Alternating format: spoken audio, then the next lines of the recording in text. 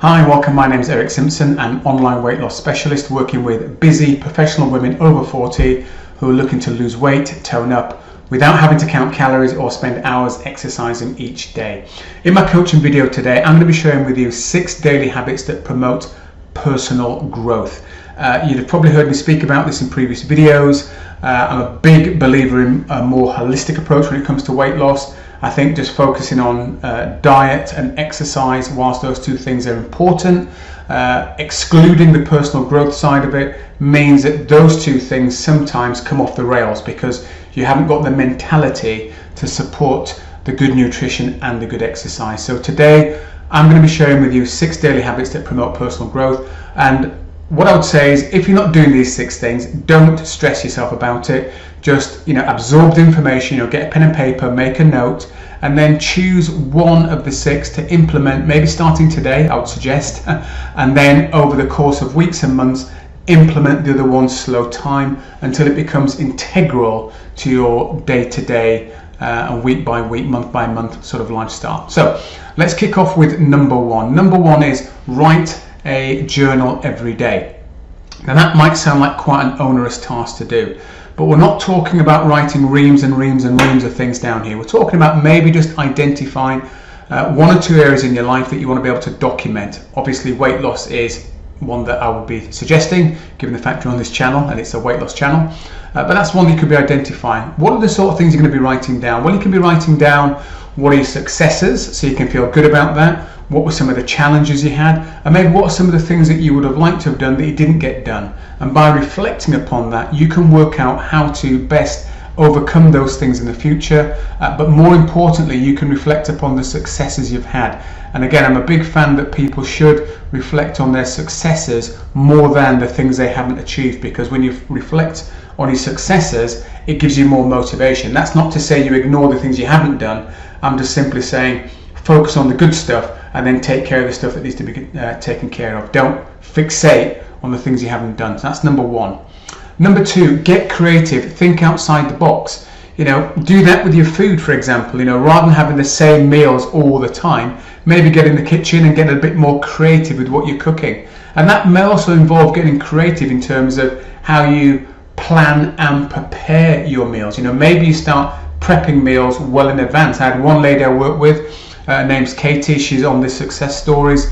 She, when she was going through the program, she lost use of her kitchen, so she had to get in like a camp stove kitchen to keep her healthy eating up. Another thing that she did that was quite impressive, I thought, was she would prep all of her lunches in Kilner jars for the whole week, and she would have them lined up in the fridge sort of Monday through to Friday, and she would pack the lettuce in layers, and then the dressing, the olive oil, she would take in a separate container. So each morning when she woke up, she would simply reach into the fridge, pull out the Kilner jar, pop it in a bag, off to work, job done. So do try and get creative and think out the box. One of the little examples I share with you, which I don't know if this one's creative necessarily, but one client of mine said what she does from time to time is she has been known to go to bed in her gym gear so that when she wakes up in the morning she's ready to work out.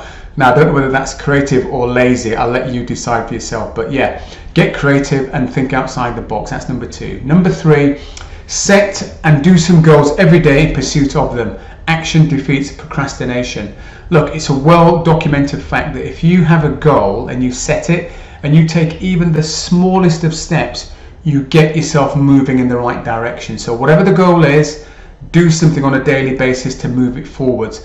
And you don't always have to do massive steps to get things to move forwards. It could be the smallest thing that gets it moving. It could be something as simple as making a note in the journal that makes you feel good, a telephone call, or just getting your trainers out ready for the next morning's walk. But do something towards that goal on a daily basis. Excuse me. Number 4, practice self-care, prevents aftercare. Look, there's a well-known saying, if you don't take time to be well, you're going to have to take some time out to be unwell. And it's, that's true, I know it's true, everyone knows that's true.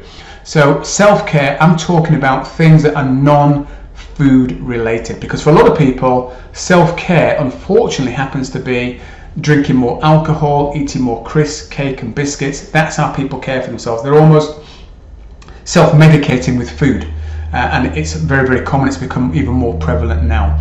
So think about some activities that you could do just to look after yourself. It could be something as simple as just unplugging from everything, sitting down, having a quiet moment on your own, maybe listening to some nice relaxing music. It might be taking a walk, it might be something a little bit more than that, it might be going for a massage, but try and have some self-care activities which you can do pretty much in the here and now that don't cost anything, and then maybe think about some other things that are a little bit more maybe take a bit more time, maybe have to make a small investment for them, and maybe dot those out throughout the week or the months, whatever. But have a range of things that you can be doing regularly as part of a self-care package, because as I say, if you don't take time out to be well, you will have to take time out to be unwell. Number 5, establish a morning routine. Now you're probably looking at that thinking, a 5 a.m. club, really? There's no way, Eric, I'm getting out of bed at 5 a.m. Now, I don't get out of bed at 5 a.m. I actually start my day at 5:30 a.m. I know that might sound incredibly early for you, and you may think there's no way I can do that. Well, you don't need to do that, and you really don't.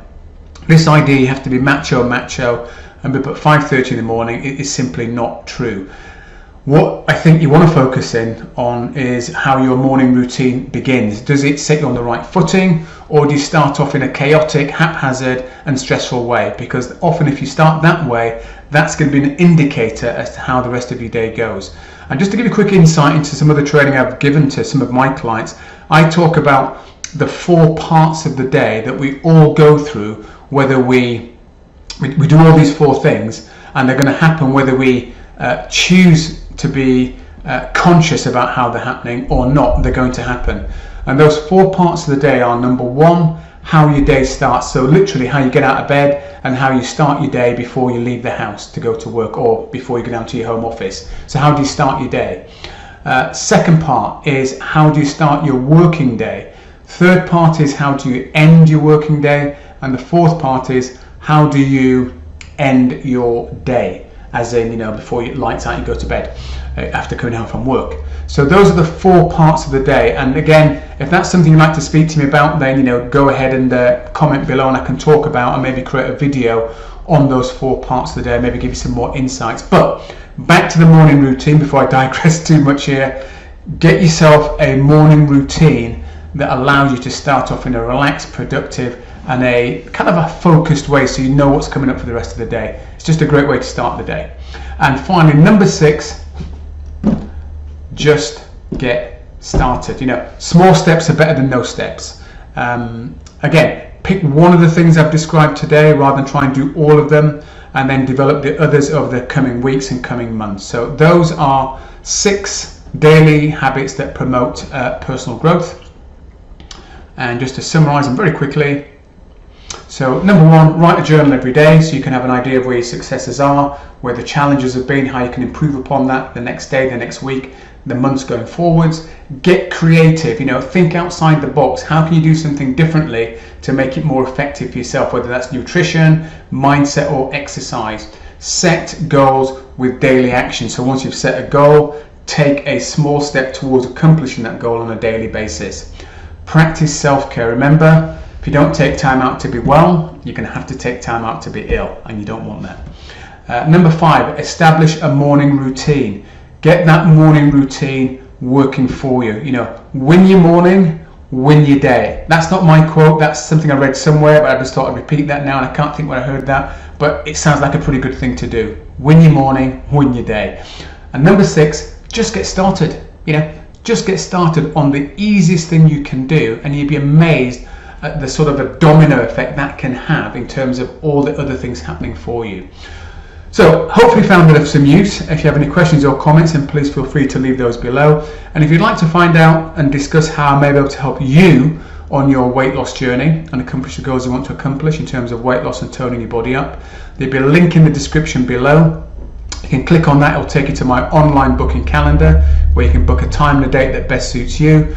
We can jump on a telephone call, where I'll get to find out a bit about you, what your goals are. I can tell you a bit about the Coach Me Slim and Trim program, which is what I use to help busy professional women lose weight and tone up without having to count calories or spend hours exercising every day. And if we think there's a possible fit, We would then organise a second call at a later date to go into even more detail. So it's free, no obligation.